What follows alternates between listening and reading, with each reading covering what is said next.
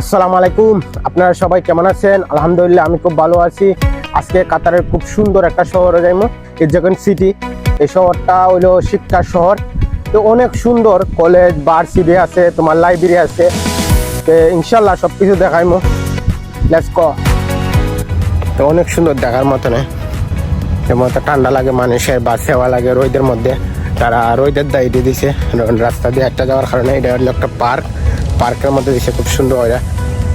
ছাত্ররা যেন সুযোগ সুবিধা দিয়ে রাখছে। এই একটা মেট্রোর মানে মেট্রো স্টেশন আছে, বাস স্টেশন আছে সামনে, মানে অনেক সুন্দর করে রাখছে তারা।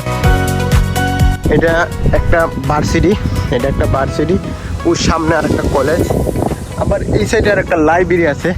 ওই লাইব্রেরি, এটা অনেক বড় লাইব্রেরি, মানে শিক্ষার শহর। বাট আমাদের বাংলা ভাষায় যেটা হয়, এটা হলো শিক্ষার শহর এই জায়গাটা।